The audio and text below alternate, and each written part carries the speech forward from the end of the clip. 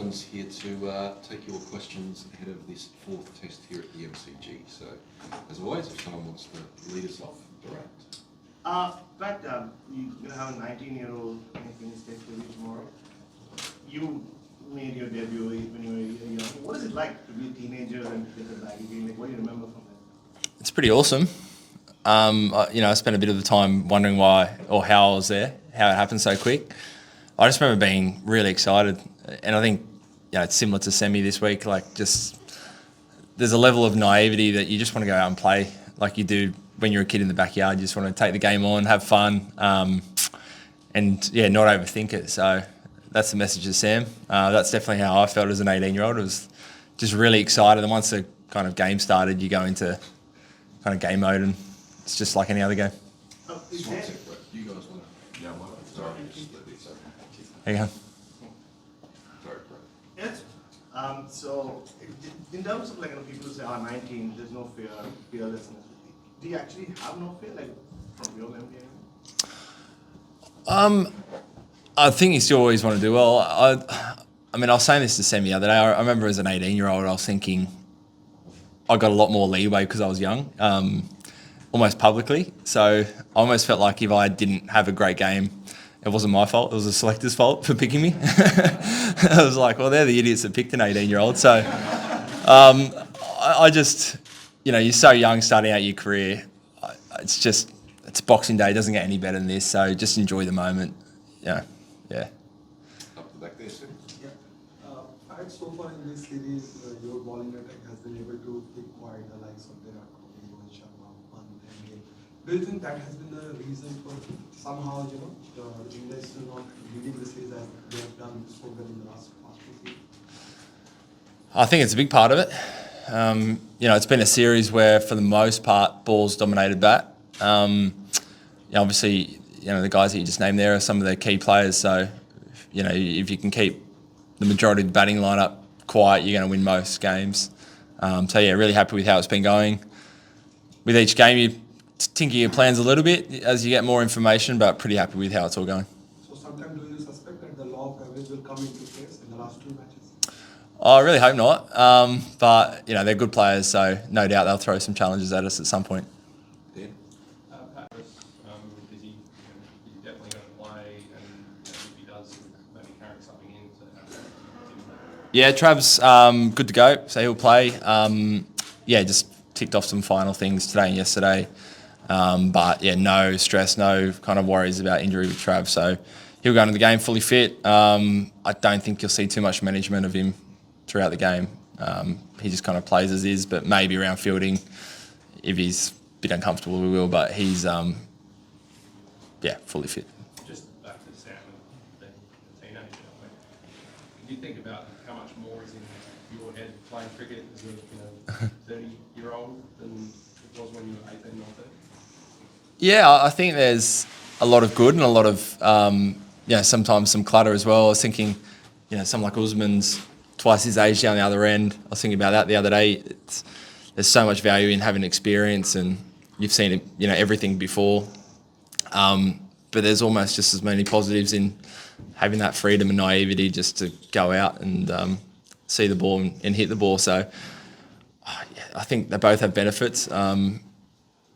In my debut, I remember trying to hit Dale Steyn over his head for runs, and I just thought that made sense at the time. Now I look back and it's like, geez, I would have been crucified if that didn't come off. So there is, I think there is some benefits in that naivety.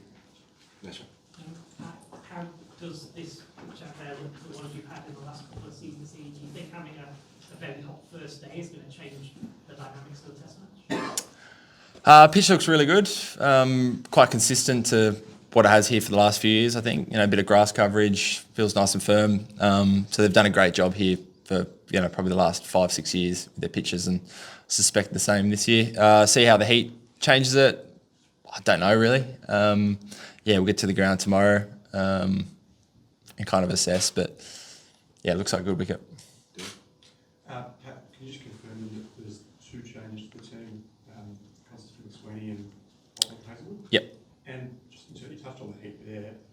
How much does that come into your mind? Like 40 degrees, I don't know if that was cricket, but it is extreme when you are deciding whether to bat a ball. How much of a factor is that? I think it's another layer. So we'll get to the ground tomorrow. You look at the pitch. You get a bit of a sense of what the day is going to feel like, and then you kind of make a decision from then. So I think it is a factor. Last week in Brisbane was hot, which is kind of a bit of a tick. Starc and I bowled a lot in the heat and Lyon and got through it fine. So I don't think it scares us too much. But yeah, we'll wait and see. 39 can get pretty hot. Roger, over here on the right. Oh, I'm good. Oh, you Good. good? Where were we? I'll go down here. So. Pat, you've had a look at the pitch for the last 2 days. There's some grass cover, but do you reckon spin will play some sort of role there? How much role do you think spin is going to play on this surface? In your honest assessment? Yeah, I think it's just a really well-balanced wicket here at the MCG. Nathan Lyon's had some success here, certainly plays a role. So, yeah, wouldn't be surprised if there's a little bit on offer for spin. Just over back there. Sam? Played with Trav for a long time. Just what kind of form do you think he's in at the moment and what he's shown throughout the series? Yeah, it feels like the last 12 months he's been in this unbelievable kind of vein of form, and he just keeps going on with it. So he's hitting the ball really cleanly. You can see the pressure that he shifts back onto the opposition, literally from the first ball that he walks out there. So as I keep saying, I'm loving that he's in our team and don't have to try and set a field and bowl to him. So long may it continue. Louis? I just wondering if you could reflect on the year 2024 and you, as a captain, thinking back to the expectations this time last year. Do you feel like you're thinking about different things? Are you thinking more about succession planning at a slightly older team? Where were we last year? Pakistan. It's probably a bit of a funny test year in that we played, the home summer and then into New Zealand and have had a big break. So I think, that break gave us a chance to, some of us bowlers to be in pretty good nick. It felt like last year was kind of the end of a really big 18-month stretch. I think, obviously you shift your focus into this series, and then next year we've got an Ashes series, but also World Test Championship and a lot this year. So it kind of felt like the end of one segment of play, and then you start kind of building out the next 18 months, 2 years. In terms of succession, of course, you think about those things. The selectors, when they're picking Aussie A teams, ODI squads, whatever it is, that's always in the back of your mind. But, yeah. We'll go there first, then. Just a word on Scott Boland in front of his home crowd. We've seen what he's done before. What are your expectations on him at this form at the moment as well? He bowled beautifully in Adelaide. Whenever he gets his chance, he steps in and looks like he's one of the best bowlers in the world, basically, whenever he plays. So expecting much the same. He loves bowling here. He's obviously played probably more than anyone else here at the MCG in our team. So he's prepared really well. It was pretty awesome that, even with an unfortunate injury like Josh's, you can have someone like Scotty that comes straight in seamlessly. A few more here, so we go 1, 2, 3, and up the back. Pat, the fact that India has won last of the 2 test matches here, and do you think that the Indian captain will be under pressure that he is not scoring runs? Look, hard to say. It was a good test match here a few years ago. I think Rahane got 100 from memory. It always seems like a Boxing Day every year is a cracking test match. Last year was a great test match against Pakistan as well. So expecting another great week. In terms of pressure, don't know, not for me to answer. Taking it from that question, a team that is in transition is your opposition, and some of the big boys are not in great form. Is that gives Australia the best opportunity if the team is in that susceptible frame of mind, a lot of top order not performing? Does it give an advantage to the home team? I don't know. I think every team always has something they're kind of grappling with or trying to improve on. As I said previous, really happy with our team's travelling. I thought after Perth we bounced back brilliantly in Adelaide and last week in Queensland. So for us, it's about focusing on what we do well and getting excited for a great week. Pat, the weather or normal test match, or just given the way this series has gone, is it expected or unexpected? Oh, look, I'd hope so.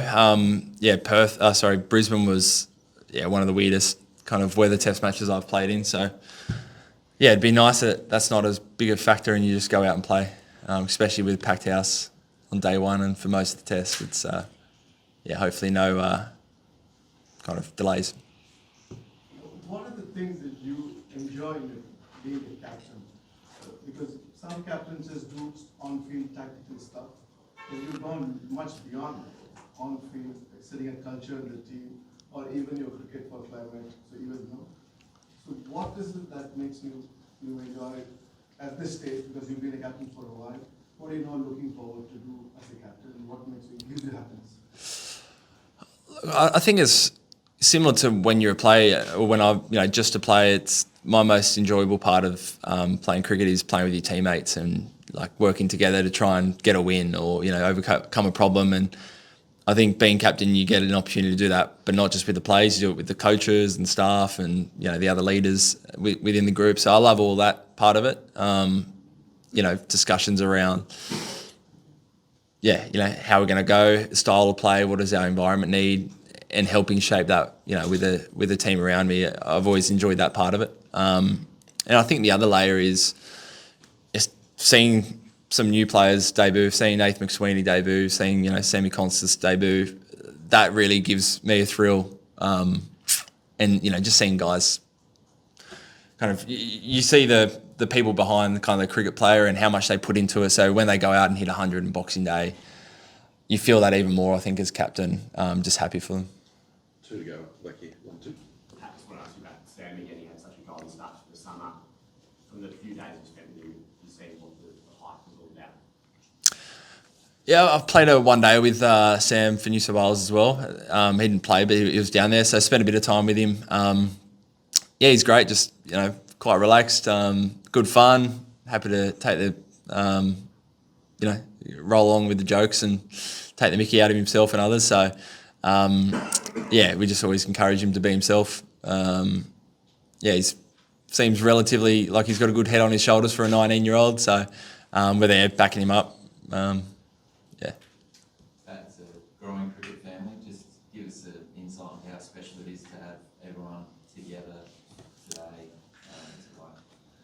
It's great. It's we spend probably more time on the road than we do at home. So this is kind of a big extended family, and at the moment it's chaos. It feels like there's, on average, probably 2 kids per person. So there's about 30 or 40 kids running around between the staff and the players. It's great fun. All the partners get on so well. So, this year we haven't had as many partners travelling because everyone's got young ones at home, but they all come together for the Melbourne and Sydney Test. It's always a great time of year. So we'll go off to Christmas lunch after this, and all the kids have got presents this morning and running around and hyper. So it's absolute chaos, but it's awesome. Good finish. Thanks, everyone. Thank you. Merry Christmas. Sports तक पर आपको न सिर्फ खबरें मिलेंगी बल्कि आपका opinion भी मैटर करता है। ये आप ही का मंच है। आइए बताइए भारतीय क्रिकेट टीम से आप क्या उम्मीद करते हैं। रहिए स्पोर्ट्स तक के साथ, सब्सक्राइब कीजिए स्पोर्ट्स तक को YouTube और Facebook पर।